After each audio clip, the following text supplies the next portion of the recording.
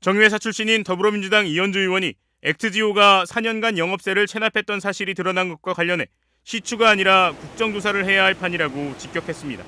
이현주 의원은 SNS를 통해 액트지오가 4년간 영업세를 체납한 사실은 확인했지만 계약은 문제없었다는 우리 정부의 해명은 무슨 헛소리냐며 체납되어 자격 취소된 법인이 석유공사가 준 돈으로 체납을 해결하고 자격이 살아난 모양이라고 꼬집었습니다. 이 의원은 특히 액트지오는 여러 회사랑 계약을 했다는데 어째서 세금도 못 내고 매출이 3천만 원밖에 안 됐냐며 가이아나 유전 등 쟁쟁한 프로젝트에 참여했다는 포트폴리오는 어찌된 일인지 전혀 설명이 안 된다고 지적했습니다.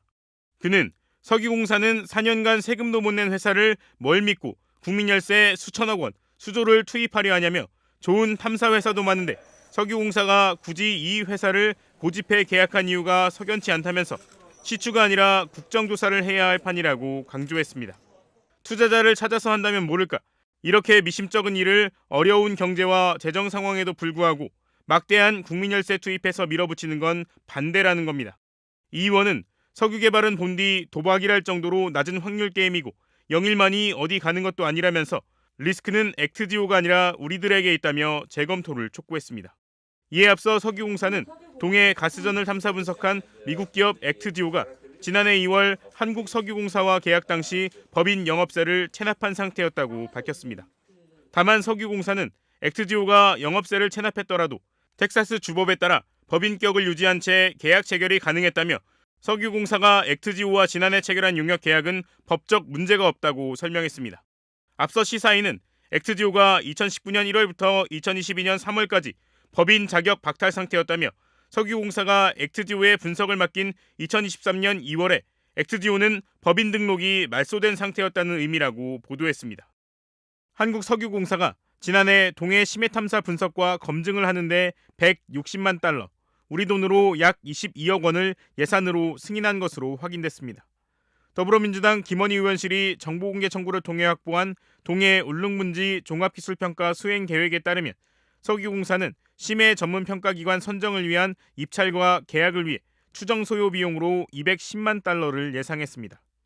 이 가운데 심해 전문기관 평가 및 전문가 자문단에 들어가는 예산으로 160만 달러를 책정했습니다. 한화 약 22억 원 가운데 상당 부분이 액트지오사의 탐사 결과 용역 비용으로 지급된 것으로 보이는데 석유공사 측은 160만 달러 안에 액트지오사에 지급된 금액이 포함되어 있는 건 맞지만 구체적인 금액에 대해서는 답하기 어렵다는 입장인 것으로 알려졌습니다.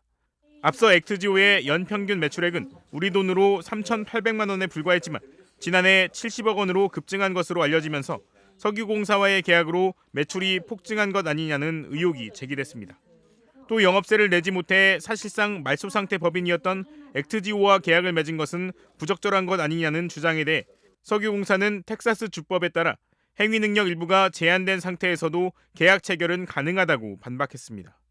야권의 진상규명 목소리는 더욱 커지고 있습니다. 더불어민주당은 국회 상임위원회를 가동해 관련 의혹을 조사하겠다고 밝혔습니다.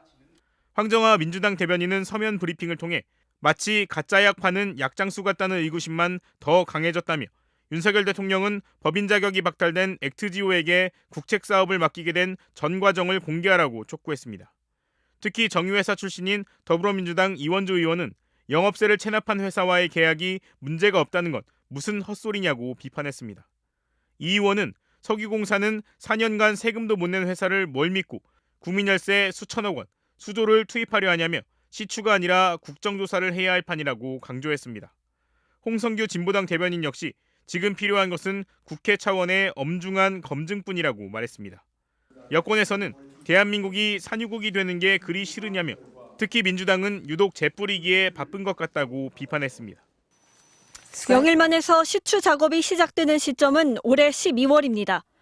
가장 가능성 높고 매장량이 클 것으로 추정되는 지점을 골라 첫 시추에 나섭니다. 시추 지점을 사실상 결정할 곳은 석유공사가 분석을 맡겼던 업체 액트지오인 것으로 알려졌습니다. 석유공사는 액트지오에 이번 평가 작업 등을 맡기면서 용역 규모를 160만 달러로 잡은 것으로 확인됐습니다. 석유공사가 밝힌 예상 성공률은 20%, 시추 한 번에 걸리는 기간은 2달 정도라 시추공 5개를 모두 뚫어야 한다면 1년여가 걸립니다. 짧게 잡으면 2개월, 길게 잡아도 3개월 내에 바로 시추를 하나씩 할 수 있습니다. 그러면 가지고 보면 한 1년이나 1년 반 사이에 우리가 4개 정도 시추하면 정말 정확하게 알 수 있는 거죠. 핵심은 본격적인 시추에 들어갈 자금입니다. 시추공 하나를 뚫는 데 드는 비용은 최소 1,000억 원으로 5개를 뚫는다면 적어도 5천억 원이 필요합니다. 석유공사가 확보한 수익금도 쓸 수 있지만 상당한 정부 예산을 투입해야 합니다. 이른바 자원개발 융자 방식인데 자원개발에 성공한다면 회수할 수 있지만 실패하면 돌려받지 못하는 겁니다. 정부 관계자는 여기에 석유공사에 출자하는 방식으로 지원 규모를 늘릴 수 있다고 밝혔습니다. 자원개발 자체는 워낙 성공률이 높지 않기 때문에 실패 시의 책임을 묻지 않는 것이 국제적인 관례거든요. 그래야지 또 그 용기를 가지고 계속 자원개발에 나서고. 문제는 예산 심의 권한을 가진 국회에서 공방이 뜨겁다는 점입니다. 민주당은 투명하게 전 과정을 공개하라고 요구했고 여당은 과학의 영역까지 정치화하려는 시도라며 맞서고 있습니다. 특히 분석업체인 액트지오사의 경우 자격 논란에 이어 이번엔 계약 체결 당시 세금 체납으로 법인 활동에 문제가 있던 시기라는 의혹이 추가로 나왔습니다.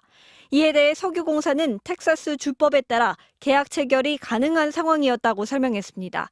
MBC 뉴스 문다영입니다.